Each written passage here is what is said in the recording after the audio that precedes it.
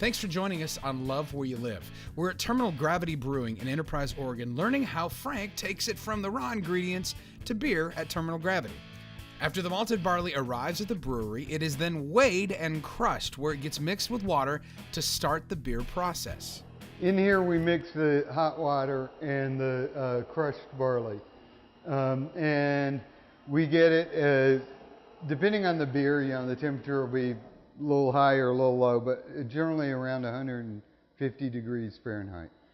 But you have this enormous pile of oatmeal in here. Yeah. And then we open the valve down below us, and it comes down this chute. Gravity fed, it just goes whoosh, and then there's an enormous pile of oatmeal down here, and we take the liquid off of that. Okay. These screens keep the solid chunks of grain above them, and the liquid flows through, and it gets pumped up into the kettle, which is here. Yeah. In here we add the hops. Okay. And the hops will add bitterness and certain flavors to the beer based on what kind of hop they are. And then when it's done, we open this valve here and it falls into the whirlpool. The liquid with all it's got the hops, which are solid vegetable matter. And if it comes in here, it gets going around in a circle, and then it'll come to a stop. And for reasons that I don't know the physics of, it's like a sandbar in a river or something like that. There will be a cone of solid material in the center. Those will be all the hops and stuff. Really? And then here, we let this sit until it settles, and then we start pumping it out. You can see the wort in the sight glass there is fairly bright, which is good. Then we pump it through this heat exchanger.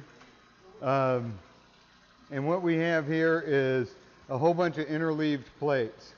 And coming up this side, which is really hot, we have the boiling hot wort.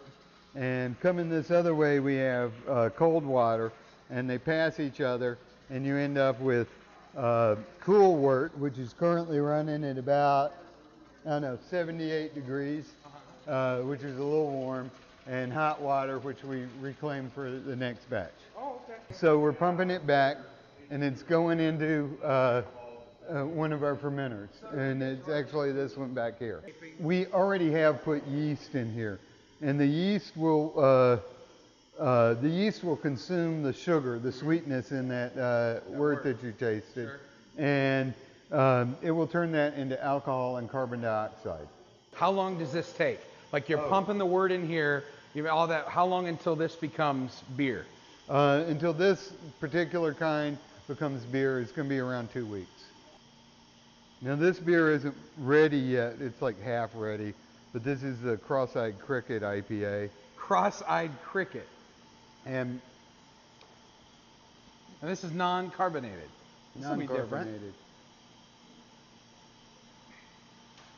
Ooh, that's got grapefruit in it. Yes. That's really good. And that doesn't even have the carbonation in it yet. Yeah, it'll be, when it's done, it'll be bright where you can look through it and all. Right, bright and clear and all that. They got it on tap, but yes. And then, well, there's some others too. Do you want to see them? Or? Sure, I'd love to see them. Okay, I think they're so bright and colorful. Now, which one is this? This is our regular IPA. This is about a week away from being ready. See, Michael will tell you, he's way more the IPA guy than me. I'm not a big fan of really hoppy stuff. But cold, that's pretty smooth. This ice cold, that's very smooth. I don't take second drinks of IPAs normally. It's very smooth. Kudos to you, sir. So how did you get into brewing? About 25 years ago, I started driving the delivery van for Pike Place Brewing Company in Seattle, Washington. No way. I grew up near Seattle. So you've been brewing for 25 years. Pretty much, yeah. So this is your career. What do you love about strangely enough. Strangely enough. What do you love about it? Well, I mean, I like beer. Yeah. I like making something. I like, you know, at the end of the day, it's like, this is what I did. Right. You know, I mean, this is what I did. Yeah. And you get to hold it in your hands, see people enjoy it. yes. Now I noticed too, you take a drink of every one, don't you? Is that how you check them and make sure they're going where you want them to go? Yeah, kind of. You know, you could do this all with a super fancy lab, you know, and the only thing that matters is actually what it tastes like to you or to, you know, to the customers. Right, right. You know, they aren't going to put it through a mass spectrometer. You know, they're just going to have a sip. They're going to taste it and decide if it tastes good or tastes awful. Yes, I'm proud of the work I do. Yeah. Well, 25 years in, you ought to be. Well, yeah, one would hope. Yeah, you got a lot of great stuff going on here. Great beer. I appreciate it, man. Thank you You're for the quite tour. welcome. Well, that's it for our time here at Terminal Gravity here in Enterprise, Oregon, and for this episode of Love Where You Live TV. I hope you enjoyed it, and I hope you get a chance to check out some of these places. And when you do, make sure you tell them you saw and heard about them right here on Love Where You Live. Until next time, I'm Travis Culver. This is Love Where You Live TV.